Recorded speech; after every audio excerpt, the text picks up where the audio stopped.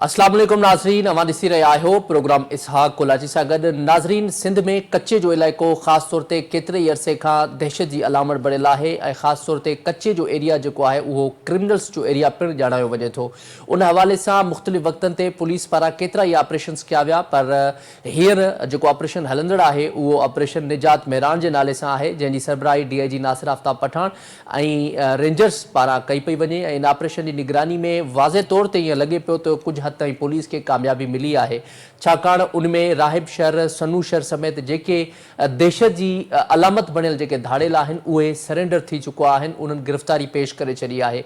उनखां अलावा ज़ाहिरा हींअर 10-12 जे लॻभॻि जेके धाड़ेल आहिनि उन्हनि गिरफ़्तारी पेश करे छॾी आहे ऐं पुलिस जो इहो चवणु आहे त कामयाबी ज़ाहिरा वाज़े तौर ते पुलिस दावा बि करे पई त कच्चे में कामयाबी मिले पई, पर उन हवाले सां प्रैक्टिकली तौर ते केतिरे हद ताईं कामयाबी मिली सघी आहे ऐं छा कच्चे जो जेको इलाइक़ो आहे हींअर मुकमल तौर ते साफ़ थी वियो आहे, छा कच्चे जो इलाइक़ो जेको आहे उहो हाणे ॾोहनि खां पाक थी वियो आहे, इहो वॾो अहम सुवालु आहे। इन ते पाण ॻाल्हि ॿोल कंदासीं ऐं ख़ासि तौर ते कश्मोर, कंदकोट, घोटकी, शिकारपुर, इहे जेके एरिया आहिनि, इलाइक़ा आहिनि, इन इलाइक़नि जे करे, इन कच्चे जे इलाइक़नि जे करे पूरी सिंध में जेको आहे सिंध जो कल्चर जेको आहे उहो तमामु घणो मुतासिर थिए थो ऐं ख़ासि तौर ते जेकॾहिं कच्चे जो इलाइक़ो साफ़ थी वञे थो ऐं क्रिमिनल्स जेके आहिनि उहे as per Sindh government surrender policy जेकॾहिं गिरफ़्तारी ॾियनि था त उनखां पोइ सिंध क्राइम्स जे हवाले सां मुकमल तौर ते साफ़ थी वेंदी ऐं नेशनल लेवल ते जेको सिंध जो मोराल आहे उहो अञा वधीक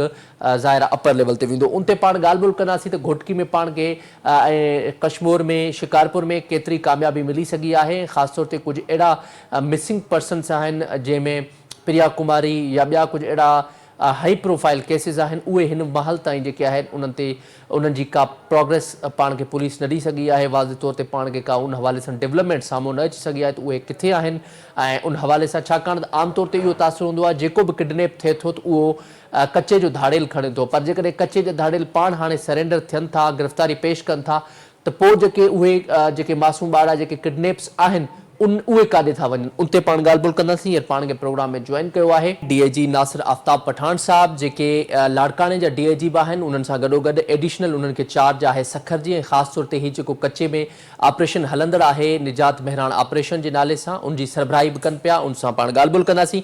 thank you so much Nasir Aftab साहब फॉर ज्वाइनिंग माई शो।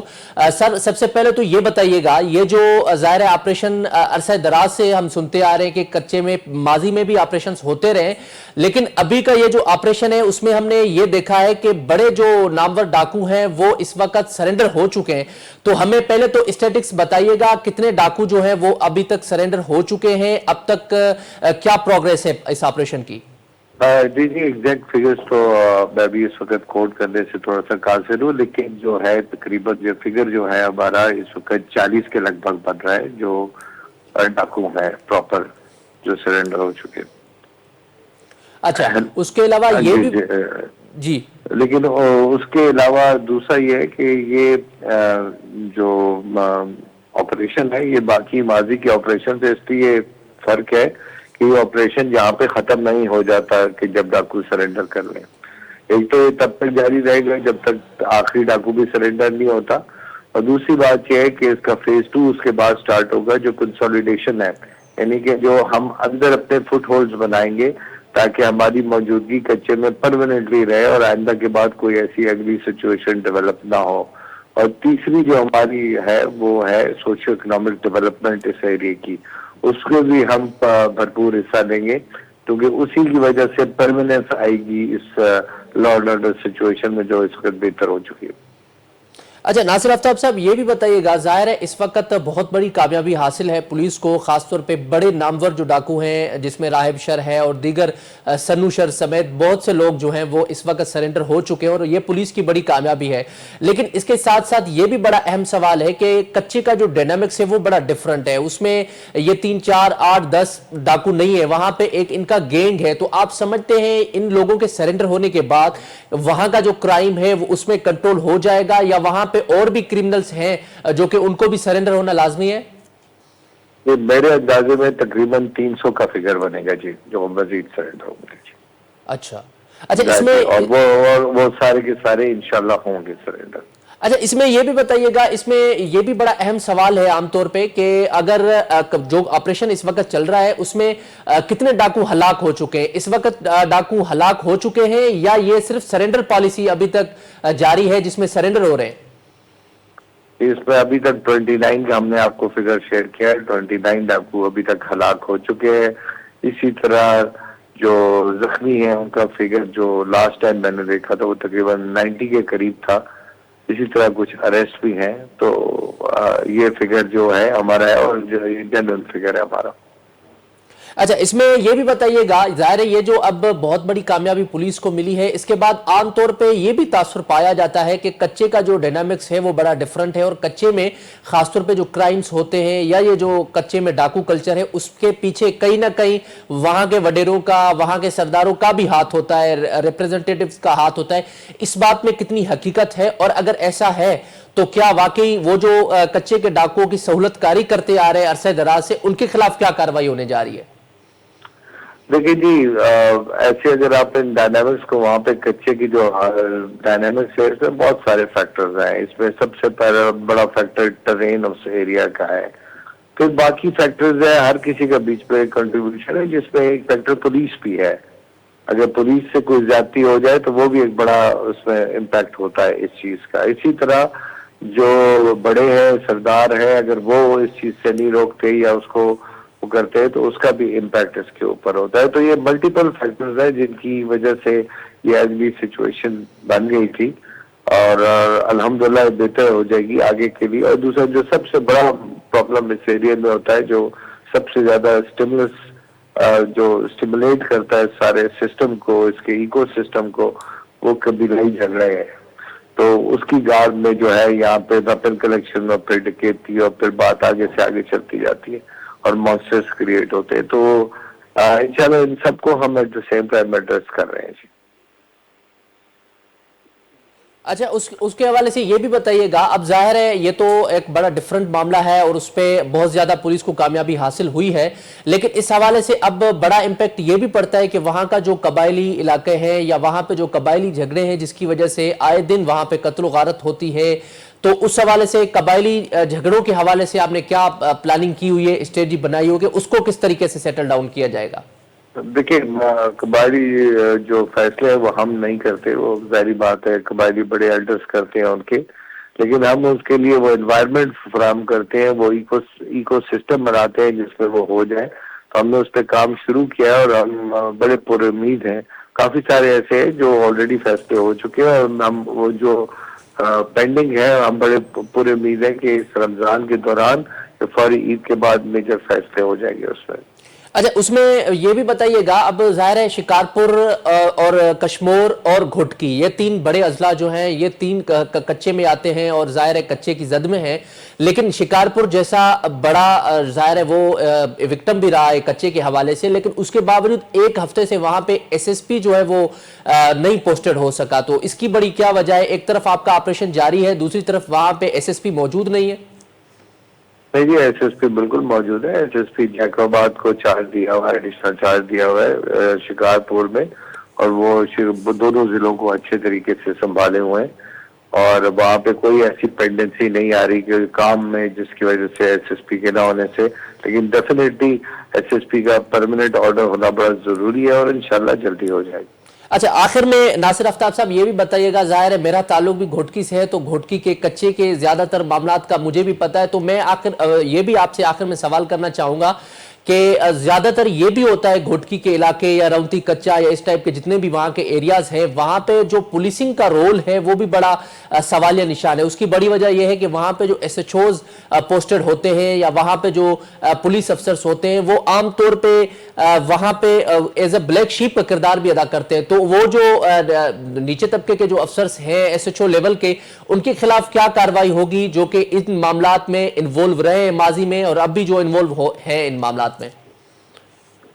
دیکھیں جی، میں نے پہلے ہی آپ سے ذکر کر دیا تھا کہ جس طرح مختلف ہر کسی کا اپنا رول تھا، تو ڈیفینیٹلی پولیس کا بھی رول تھا یہ مانسٹرز کریٹ کرنے میں۔ اس کے لیے ہم نے ڈیفرنٹ اسٹریٹجی بالکل اپنائی ہے کہ جی یہ اس ایریے کے اندر جو بھی پرانے लोग यहाँ पे किसी जमाने में रह चुके हैं या किसी कैपेसिटी में सर्व कर चुके हैं। हम फिलहाल उनको दोबारा इस इलाके में आजमाने की ख्वाहिश नहीं रखते। हम यहाँ पे जो है टोटल डिप्लॉयमेंट, टोटल नफरी जो है वो उनको लेकर आएंगे इंशाल्लाह ताला, जिन्होंने यहाँ पे पहले ड्यूटी ना करी हो, ताकि उनके कोई प्री कंसीव नोशंस ना हो। जी ठीक है, बहुत शुक्रिया डीआईजी नासिर आफ्ताब पठान साहब for joining my show, programme में हमें टाइम देने के लिए। नाज़रीन, अवां डीआईजी साहब जी ॻाल्हि ॿोल ॿुधी, तफ़सीली तौर ते पाण कच्चे जे हवाले सां ॻाल्हि ॿोल कईसूं ऐं ज़ाहिर आहे हीउ सॼो मामिलो पंहिंजे साम्हूं आहे। उनखे पुलिस खे बि ज़ाहिर आहे हिन मामले ते वॾी कामयाबी मिले पई। जेके नामवर जेके धाड़ेल हुआ, जेके ख़ासि तौर ते राहिब शर या उनखां अलावा सनू शर, इन्हनि जो हिकिड़ो दहशत जी अलामत बणियल हुआ इहे घोटकी में। ख़ासि तौर ते आए ॾींहुं जेके क्राइम्स थींदा हुआ इहे उन में इन्वॉल्व हूंदा ऐं वर्बली वीडियो बयान जारी कंदा हुआ त असां हिन क्राइम में मुलविस आहियूं, हिन क्राइम में मुलविस आहियूं। माज़ी में जेके घोटकी में डीएसपी समेत जेके ॿिया पुलिस एहलकार शहीद थिया, उनमें बि इन्हनि जा बयान वाज़े हुआ त ही उन में शामिल हुआ। उन्हनि हाणे ज़ाहिर सरेंडर कयो आहे या पुलिस जी वॾी कामयाबी हाणे ॾिसजे, ही ऑपरेशन हलंदड़ आहे, इन में वधीक अञा केतिरी कामयाबी मिली सघे थी। या पाण डीआईजी साहब जी ॻाल्हि ॿोल ॿुधी, प्रोग्राम जारी आहे। हिते वठूं शॉर्ट ब्रेक, स्टे विथ अस।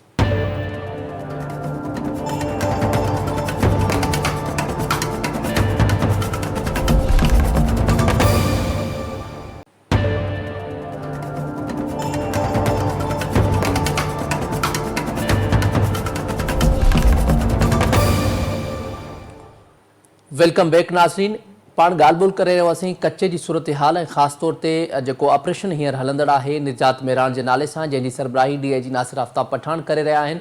ऐं उन हवाले सां पाण उन्हनि सां ॻाल्हि ॿोल कईसीं। पुलिस ऑफिशियल जो जेको मौक़िफ़ आहे उहो पाण ज़ाहिर मालूम कयोसीं। हींअर पाण उतां ॻाल्हाईंदासीं। पंहिंजो डिस्ट्रिक्ट रिपोर्टर न्याज़ चनो पाण सां गॾु प्रोग्राम में मौजूदु आहे। उनखां पाण उन हवाले सां वधीक अपडेट्स मालूम कंदासीं त जेके पुलिस जूं दावाऊं आहिनि उहे केतिरे फ़ीसद हक़ीक़त आहे, छा जेको कच्चे जो डायनामिक्स आहे उन मुताबिक़ जेकी सरेंडर पॉलिसी आहे। ऐं ज़ाहिर 12-15 जेके धाड़ेल आहिनि, जेके दहशत जी अलामत बणियल धाड़ेल, उन्हनि जे सरेंडर थियण खां पोइ छा कच्चे जो जेको इलाइक़ो आहे हाणे मुकमल तौर ते साफ़ थी वियो आहे? छा उते क्राइम जेको आहे मुकमल तौर ते हाणे ख़तमु थी वेंदो? छा उतां जा जेके माण्हू आहिनि, जेके शहरी आहिनि, उहे आसानी वारी ज़िंदगी गुज़ारे सघंदा? छा उते ऑल ओवर जेको क्राइम आहे उहो घटि थी सघंदो? उन ते पाण वधीक ॻाल्हि ॿोल खे जारी रखंदासीं।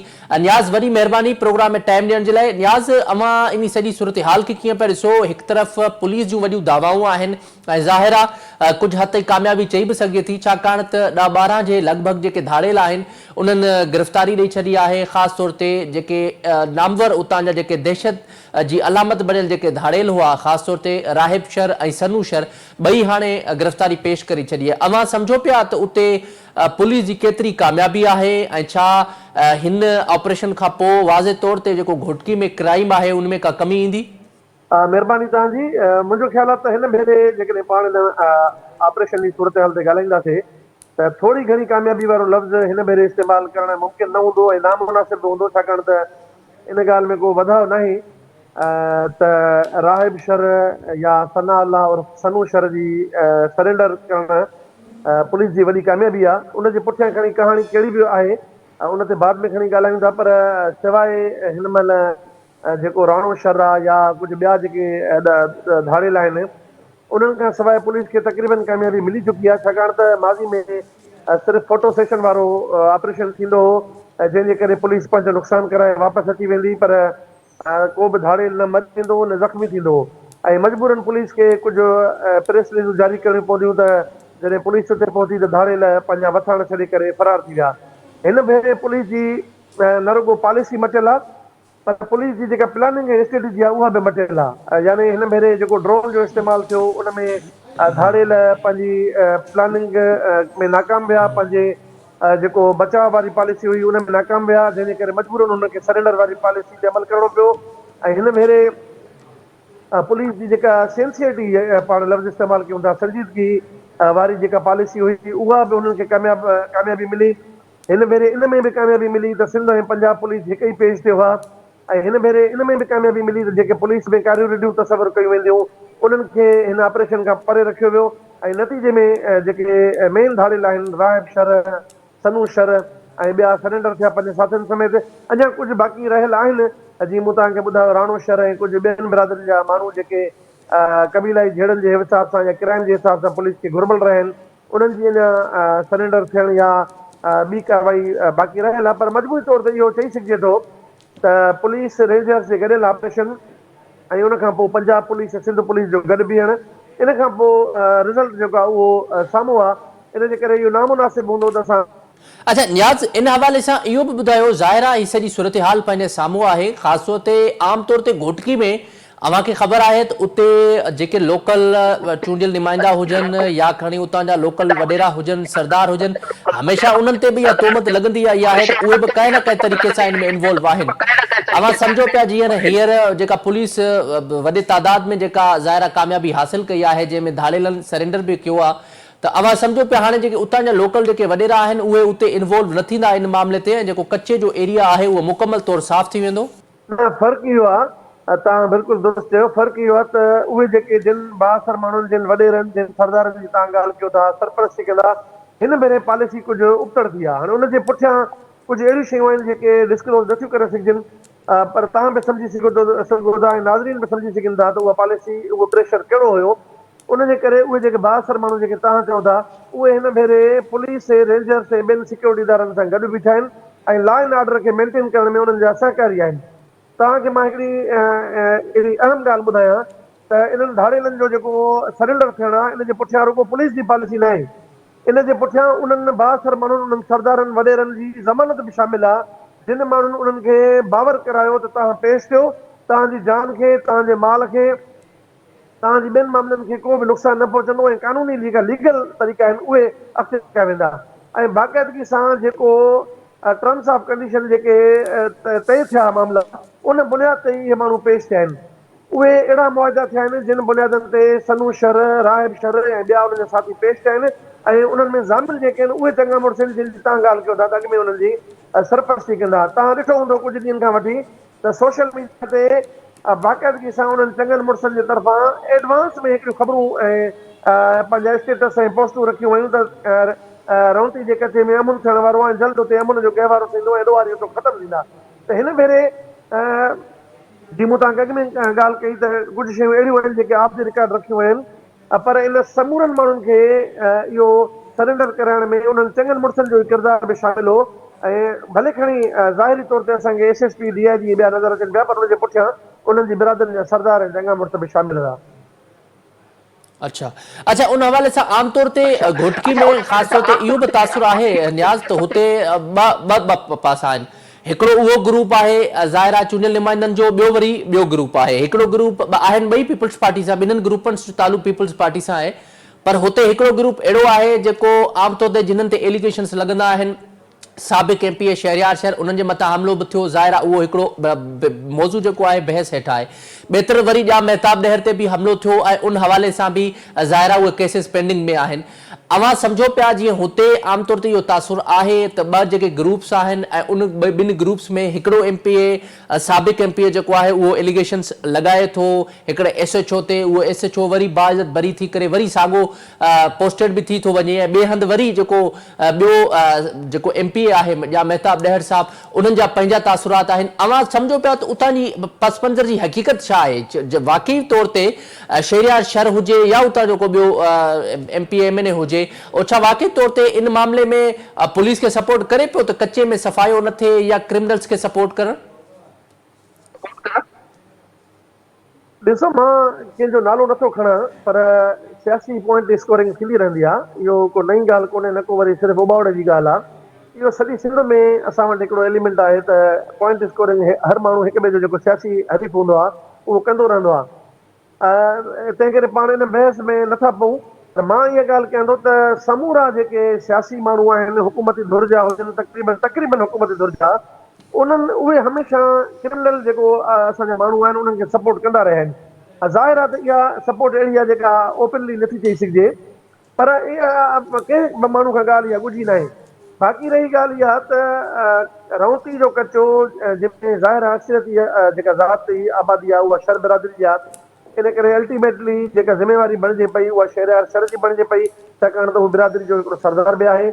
उनखां अॻु जॾहिं शहरियार शर साहब ते हमिलो थियो हो त उहे ॻाल्हियूं बि आहिनि, पर उनजो हिन मामले सां ताक़त इन जे करे पाण नथा कढियूं त इहे हमला या महताब ॾहर ते बि थियो, वरी शहर शहर ते बि थियो, उनजा माण्हू बि मरी विया। उनखां अॻु में जेकॾहिं पाण पोइते हलिया वञूं त जॾहिं बुक्टी साहिबु हफ़ीज़ुर रहमान बुक्टी घोटकी जो SSP लॻो हो, त उन दौर में बि हुन राउती जे कचे में अमन अमान कराइण लाइ हिकिड़ी अहिड़ी कोशिशि कई जंहिंखे पाण हिकिड़ो पीसफुल मुआदो चऊं, जेको ॾोहारियुनि सां पुलिस मुआदो करे पई। ऐं मुआदो उहो हुयो जंहिं बुनियाद ते राउती जे कचे में रहंदड़ ॾोहारियुनि खे हिकिड़ो महफ़ूज़ रस्तो बि ॾियणो हुयो ऐं अमन अमान बरक़रार रखण में हो। पर बदकिस्मती सां कुझु सबबनि जे करे, कुझु वाक़िअनि जे करे उन ते अमल नथी सघियो ऐं जेको हफ़ीज़ बुक्टी SSP हो उनजो बदिली थी वई ऐं मामिलो तमामु घणो ख़राबु थी वियो। हिन महिल माज़ी में इहे शयूं थींदियूं रहंदियूं आहिनि, मुख़्तलिफ़ सियासी माण्हू ॾोहारियुनि जी या जेके पुलिस खे घुरबल माण्हू हूंदा आहिनि उन्हनि जी सपोर्ट कंदा आहिनि। पर हिन भेरे असांखे इहो नज़र अचे थो त पुलिस बाक़ाइदा सीरियस आहे। उनजो अंदाज़ो तव्हां इन मां लॻायो त सिंध हुकूमत, home ministry, IG Sindh, DIG Sukkur, SSP Ghotki गुज़िरियल 1.5 महीने खां वठी राउती जे कचे में कैम्प हणी वेठा आहिनि। माज़ी में कॾहिं बि ईअं न थियो आहे। DSP अब्दुल मालिक भुट्टो शहीद थियो, SHO जरबार हसन कोलाची शहीद थियो, काफ़ी SHO शहीद थिया, पुलिस वारा शहीद थिया, बख़्तरबंद गाॾियुनि ते हमला कया विया, उन्हनि ते जेका एंटी एयरक्राफ्ट गन आहे उनजो इस्तेमालु थियो, पंहिंजो रॉकेट लॉन्चर हया विया। उनखां पोइ धाड़ियल जदीद क़िस्म जो हथियार हुआ। हिन भेरे पुलिस जेको बाक़ाइदगी सां सीरियस संजीदगी ज़ाहिर कई आहे ऑपरेशन में, तव्हां ॾिसो हूंदो त हिननि ड्रोन जो इस्तेमाल जो हुन सिंधी में चवाणी दाबो ज़रूरु ॾिनो, ॾोहारी धाड़ियलनि खे कमज़ोर ज़रूरु कयो, पर साॻे वक़्तु हुनजी डायलॉग वारी पॉलिसी बि हुई। ईअं न थियो त मुकमल तौर ते पुलिस जेका उहो पंहिंजी कार्रवाई ज़रिए हिननि खे सरेंडर कराइण ते मजबूर कयो, त ॿई पॉलिसियूं हुयूं। हू पॉलिसी बि हुननि अख़्तियार कई, होॾां हुननि खे कमज़ोर कयो, हेॾा डायलॉग पॉलिसी बि अख़्तियार कई वई, जंहिंजे नतीजे में हुननि खे सरेंडर करायो वियो। अच्छा, उनखां अलावा न्याज़ ज़ाहिर आहे इहो सॼो मामिलो पंहिंजे साम्हूं आहे। हिकु तरफ़ पॉलिटिकल डिबेट बि पंहिंजी जाइ ते आहे, पर उनखां अलावा ॿिए तरफ़ हक़ीक़तूं बि पंहिंजी जाइ ते आहिनि। जेको अवां अहम ॻाल्हि कई त जेके उते पहिरियां SSP रही चुका आहिनि हफ़ीज़ुर रहमान बुक्टी, उन जे दौर में ज़ाहिर आहे उन्हनि जॾहिं इहे हैरत अंगेज़ इंकशाफ कया, उन्हनि इंकशाफनि खां पोइ कुझु उन में अहिड़ियूं ॻाल्हियूं साम्हूं आयूं जंहिंमें माना पुलिस जा जेके माण्हू आहिनि उहे बि इन्वॉल्व आहिनि। SHO लेवल जा माण्हू, उनखां हेड लेवल जा माण्हू, अपर लेवल जा माण्हू बि उनमें मतिलबु कचे में ख़ासि तौर जेको क्राइम्स थिए थो उनमें पाण इन्वॉल्व आहिनि। इनडायरेक्टली जेके हुते अगवा बराए तावान थिए थी उनमें बि मुलविस आहिनि। विच में माना हिकिड़ो बिज़नेस जेको आहे उहो सर्कुलर थिए थो।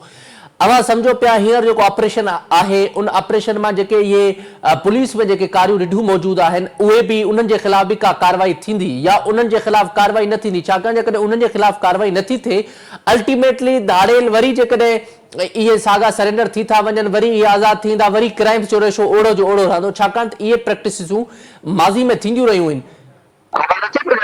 जी जी, हाणे अचे पियो। हाँ, मूं सवाल इहो पे कयो, मूं चयो इहे प्रैक्टिसूं माज़ी में थींदियूं रहियूं आहिनि, माज़ी में अहिड़ा ऑपरेशंस घोटकी में थींदा रहिया आहिनि, पर वॾो अहम सवाल इहो पैदा थिए थो त जेके पुलिस में ख़ासि तौर ते SHO लेवल जा माण्हू या मतिलबु जेके पुलिस ऑफिशल्स आहिनि उन मां बि कुझु अहिड़ियूं कारियूं रिढूं मौजूदु आहिनि जेके पुलिस में ब्लैक शीप्स जे नाले में जेके इन कचे में ज़ाहिर आहे क्रिमिनल्स में मुलविस आहिनि, क्रिमिनल्स सां उन्हनि जो राब्तो हुजे थो। उनखां अलावा वरी जेके अगवा बराए तावान थिए थो उनमें बि इनडायरेक्टली उहे इन्वॉल्व हुजनि था। इन जी जेका तस्दीक पाण SSP घोटकी हफ़ीज़ुर रहमान बुक्टी करे वियो हुयो कुझु टाइम पहिरियां। त अवां सम्झो पिया हींअर पुलिस जे जेके वेठल पुलिस में जेके क्रिमिनल सां राब्तो रखनि था या जेके क्राइम्स खे या क्रिमिनल्स सां जेके एक्टिविटी में मुलविस हुजनि था उन्हनि ख़िलाफ़ बि वाज़े तौर ते का कार्रवाई थींदी? ॾिसो, सही चओ था तव्हां त उहे जेके पुलिस जे अंदरि कारियूं रिढियूं ब्लैक शीट्स जंहिंखे पाण चवंदा आहियूं उहे अञा ताईं बि मौजूदु आहिनि। पर ज़ाहिर आहे अॼु मतिलबु ॾिसो राउती जो कचो अॼु बि साॻियो आहे, पुलिस बि साॻी आहे ऐं धाड़ियल बि साॻा आहिनि। पोइ अॻु में पुलिस कामयाबु छो न थी, हाणे छो थी आहे? त इहो जेको ब्लैक शीट्स वारो आम तासुर आहे इहो दुरुस्त आहे, पर बदकिस्मती आहे असां वटि त उन्हनि ब्लैक शीट्स लाइ कॾहिं बि कार्रवाई न थी डिपार्टमेंटल हवाले सां। जॾहिं कार्रवाई थींदी आहे त उहे 6 महीननि 3 महीननि जे अंदरि पाण खे आजो कराए वापसि हलिया ईंदा आहिनि। त मुस्तक़िल बुनियादनि ते जेकॾहिं तव्हांखे मां ॿुधायां इसाक़ साहिब त जेकॾहिं घोटकी ज़िले में अमन कराइणो आहे, धाड़ियल कल्चर जो मुकमल ख़ात्मो कराइणो, अञा अञा अञा शयूं मुकमल न आहिनि थियूं। मां तव्हांखे रिपीट करे ॿुधायां थो त शयूं अञा मुकमल न आहिनि थियूं, छाकाणि त घोटकी जो कचो बि आहे जिते जागीराणी गैंग्स कमु कनि थियूं, क्राइम में इनवॉल्व आहिनि, ॾोह कनि थियूं। अमुन अमान मुकमल न आहे जो हीउ रहंदी कचे खे फोकस कयो वियो आहे। पर मां इहो चवां थो जेसि ताईं पुलिस खाते मां इन्हनि कारनि रुडनि जो ख़ात्मो न थींदो, इन्हनि ॾोहनि में मुलविस या ॾोहनि जी सरपरस्ती कंदड़ या ॾोहरनि जी पुठ भराई कंदड़नि जे ख़िलाफ़ कार्रवाई न थींदी तेसि ताईं मुस्तक़िल बुनियादनि ते अमुन अमान क़ाइमु न थी सघंदो। अॼु जेकॾहिं शर गैंग ख़तमु थी आहे त पुलिस जे इन रवैये जे करे वरी पोइ ॿी का गैंग जनम वठी सघे थी। तंहिंजे करे सभ खां अॻु में तरजीहात इहे हुजणु घुरिजनि त पुलिस इन्हनि कारनि रुडनि जो ख़ात्मो आणे। पुलिस में जेके माण्हू धाड़ेलनि सां माज़ी में मुलविस रहिया आहिनि उन्हनि खे सपोर्ट कंदड़ रहिया आहिनि उन्हनि जे ख़िलाफ़ कार्रवाई थियणु घुरिजे। जेकॾहिं ईअं न थींदो त इन्हनि जेके ऑपरेशन आहिनि इन्हनि जो जटादार मुमकिन न थी सघंदो हल। इन जे करे इहो ज़रूरी आहे त जिन में माज़ी में जिन पुलिस ऑफिसरनि ते एलिगेशन लॻा आहिनि या जिन ते हाणे बि लॻनि पिया या जेके इन्वॉल्व रहिया आहिनि उन्हनि खे सख़्त खां सख़्त सज़ा ॾिनी वञे। छाकाणि त इन खां पोइ अंदाज़ो थींदो त पुलिस रुॻो ॾोहर जे ख़िलाफ़ कार्रवाई नथी करे पर पुलिस जे अंदरि बि जेके माण्हू ॾोहारी वेठा आहिनि प्रोफेशनल ॾोहारी वेठा आहिनि उन्हनि जे ख़िलाफ़ बि कार्रवाई थिए थी। ठीक है, थैंक यू सो मच नियाज़ चन्ना प्रोग्राम में टाइम ॾियण जे लाइ। नाज़रीन अवां नियाज़ चन्ना साहब जी ॻाल्हि ॿोल ॿुधी तफ़सीली तौर ते पाण कचे जे मामले ते ख़ासि तौर ते ॻाल्हि ॿोल कईसीं जंहिंमें नियाज़ पिणु इन ॻाल्हि जी तस्दीक कई ऐं उनजो एनालिसिस पेश कयो, उतां जूं जेके हक़ीक़तूं हुयूं उहे पंहिंजे साम्हूं रखियूं ऐं उनखां अलावा DIG साहब इन ॻाल्हि जी तस्दीक कई त लॻभॻि 300 जो जेके धाड़ेल आहिनि उहे कचे में क्रिमिनल्स ज़ाहिर क्राइम कनि पिया ऐं उन हवाले सां वाज़े तौर ते पुलिस खे कामयाबी मिली पई जंहिंमें लॻभॻि 10-15 जेके धाड़ेल आहिनि जिन में राहिब शर उनखां अलावा सनू शर ॿई हींअर सरेंडर बि थी चुका आहिनि। उनखां अलावा वाज़े तौर ते पुलिस खे ऑपरेशन में कामयाबी मिली पई। ॾिसजे फर्दर पुलिस केतिरो इन में डिलीवर करे सघे थी ऐं ख़ासि तौर ते कचे में पुलिस केतिरो कामयाबु थी सघे थी। प्रोग्राम पंहिंजी पुॼाणी थो पहुचे, मूंखे इजाज़त ॾींदा, अल्लाह निगहबान।